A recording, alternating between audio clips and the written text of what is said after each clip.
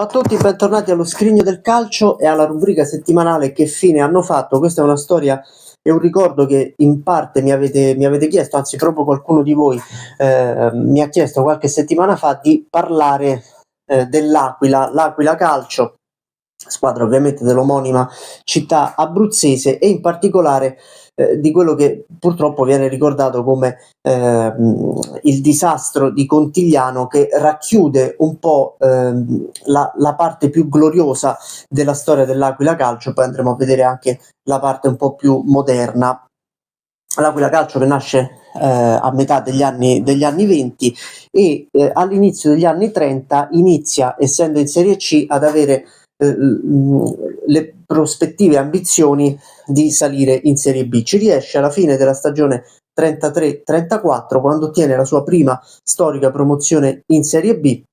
Tra l'altro, al primo anno di Serie B riesce ad ottenere un clamoroso quarto posto in classifica con un allenatore ungherese. Arriva poi un altro allenatore, questa volta italiano, romano, Buratti, e la società vorrebbe provare addirittura a salire in Serie A. Nel frattempo la Serie B è stata uniformata come la Serie A a girone unico e l'Aquila ha come grande ambizione quella di provare la scalata alla Serie A.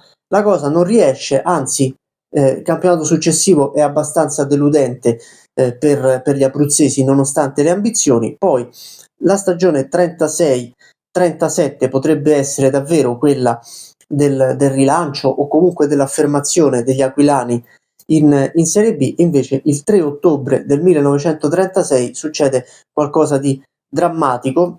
Dovete immaginare ovviamente il tipo non solo di calcio dell'epoca, ma anche proprio di mondo, di Italia, di spostamenti. L'Aquila deve giocare a Verona una partita di Serie B la domenica e parte in treno, quelle che venivano chiamate littorine una volta, il sabato mattina, treno che parte alle 7:40, la tratta Terni Sulmona. Immaginate anche quanti spostamenti di binari, di stazioni dovessero fare in quel momento e all'epoca i treni. C'è un errore da parte del capostazione di Rieti e presso il paesino di Contigliano c'è uno scontro tra la littorina che trasporta, oltre che passeggeri tra virgolette normali, anche i calciatori dell'Aquila, e un treno postale. È uno scontro terribile, anche se le velocità non sono enormi per l'epoca. Ci sono tantissimi feriti, ci sono 15 morti, tra cui l'allenatore dell'Aquila, Buratti.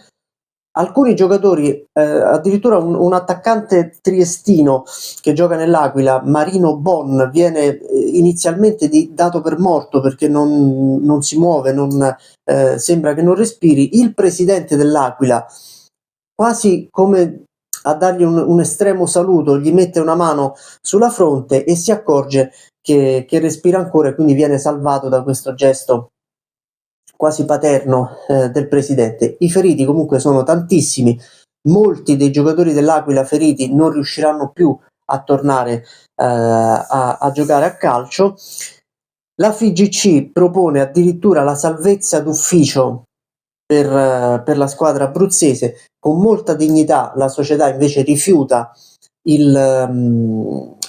questa soluzione, vuole provare a salvarsi. Tra l'altro c'è anche una storia particolare di quel disastro, perché c'è il portiere di riserva Stornelli, che è uno dei superstiti all'incidente, semplicemente perché pensate a quanto potesse essere diverso un po' tutto il mondo del calcio. Non sente la sveglia. Quando arriva alla stazione il treno ormai è già partito, e questo in un certo qual modo gli salva o la vita o comunque il coinvolgimento nell'incidente.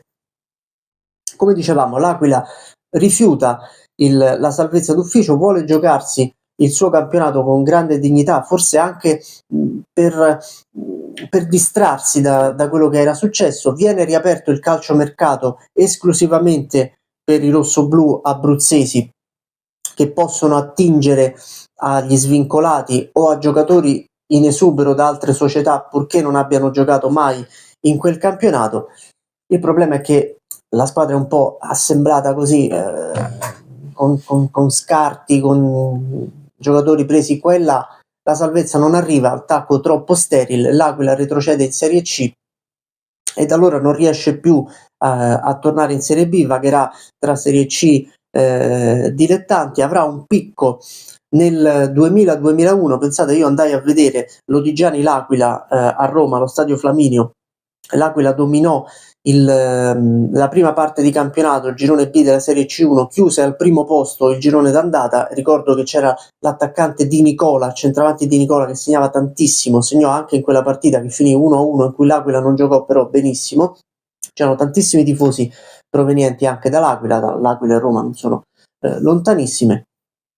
E poi ebbe un crollo nel girone di ritorno, arrivando al nono posto, addirittura fuori anche dai playoff. E quello è stato forse l'ultimo acuto discretamente importante degli aquilani. Allenatore quell'anno era Paolo Stringara, che ha allenato anche altre squadre di Serie C e che da calciatore si può ricordare soprattutto nell'Inter di fine anni 80. Oggi l'Aquila è in Serie D, si sta giocando così, per modo di dire, la promozione con la San Benedettese, che è una quindicina di punti avanti. Tra l'altro ha anche vinto lo scontro diretto proprio all'Aquila, la San Benedettese, che evidentemente quest'anno 2024-2025 è una corazzata incredibile per la Serie D e probabilmente arriverà in Serie C. Chissà l'Aquila invece quando riuscirà a tornare quantomeno fra i professionisti. Questa è per sommi capi un po' l'attualità dell'Aquila, ma soprattutto il ricordo più glorioso della sua storia, che risale a ormai quasi 100 anni fa, 1936. Negli anni 30 l'Aquila era una delle società più ambiziose della Serie B. Oggi probabilmente i più giovani non ne hanno quasi mai sentito parlare. L'Aquila è stata nominata più per altri eventi anche negativi, come il terremoto del 2009. Eppure anche nel calcio l'Aquila c'è stato un tempo in cui era una società ambiziosa. Chissà, magari un giorno la rivedremo. Abbiamo visto tante società tra virgolette improbabili che non avremmo mai pensato di vedere a certi livelli, come il Carpi o lo stesso Sassuolo. Ce l'avessero detto 20-30 anni fa, ci saremmo messi a ridere. Chissà, magari un giorno ci sarà poco da ridere quando vedremo l'Aquila nuovamente calcare dei campi importanti.